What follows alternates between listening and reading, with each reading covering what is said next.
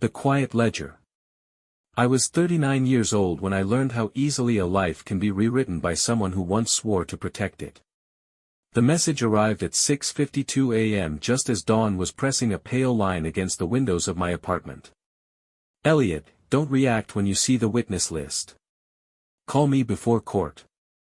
Mara Levine, attorney at law. I stood in my kitchen, barefoot on cold tile, holding a mug of coffee I'd forgotten to drink. I'd moved into this place 8 months earlier, after the separation. 1 bedroom. Thin walls. Furniture bought secondhand. A temporary life for a man who hadn't planned on starting over before 40. I opened the attachment. Her name was there. Lydia Harper. Age 36. Spouse. Primary witness. I sat down slowly, like my legs had been unplugged. In the corner of the room were 3 gray storage boxes. They weren't decorations. They were evidence. Receipts. Statements. Old contracts. Handwritten notes. Proof of a marriage I was suddenly being told had never existed the way I remembered it. When Mara answered, she didn't waste time. She's claiming you financially abandoned the marriage, she said. That you coasted while she carried everything. Mortgage. Bills. Her career. All of it. That's not true, I said. My voice sounded steadier than I felt. I know. But can you prove it? I looked at the boxes. Yes, I said quietly. I can prove every year. Lydia and I met when we were both young enough to believe love would solve logistics. I was 24, fresh out of graduate school, an architectural engineer with a secure job and a cautious nature.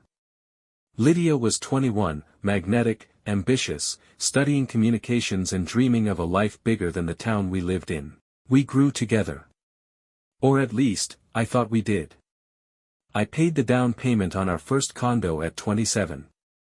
When Lydia decided she wanted to pivot into brand strategy, I paid for her certification program. When her internships didn't pay, my paycheck car. What hurt wasn't losing her.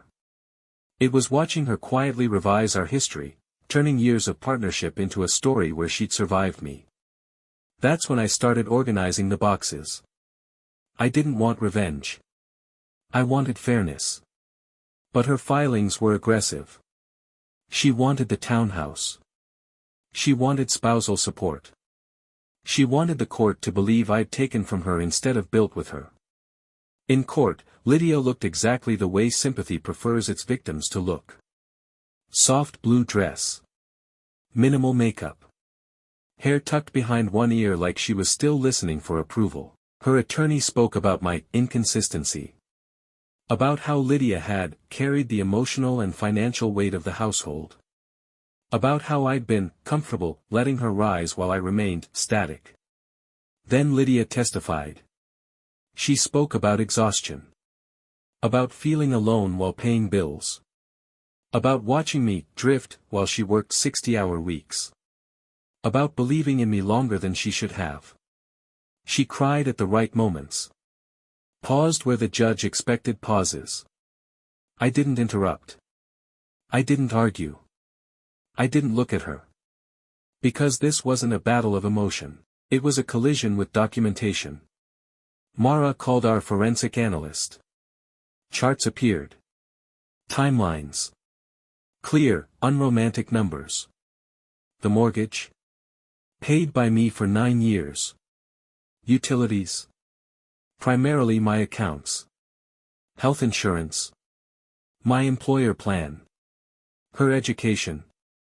An $18,500 transfer from my savings. The courtroom grew quieter with every slide. Then came the part one hadn't planned to be the ending, but was. Hotel charges. Weekend trips Lydia had called work conferences. Paid from our joint account. Booked for 2 people. Registered to Lydia Harper and Noah Whitman. A wire transfer. $14,200. Labeled vehicle expense. The car. Registered to Noah. The judge didn't raise her voice. She didn't need to. She looked at Lydia and asked, "Did you testify under oath that your husband contributed nothing to this marriage?"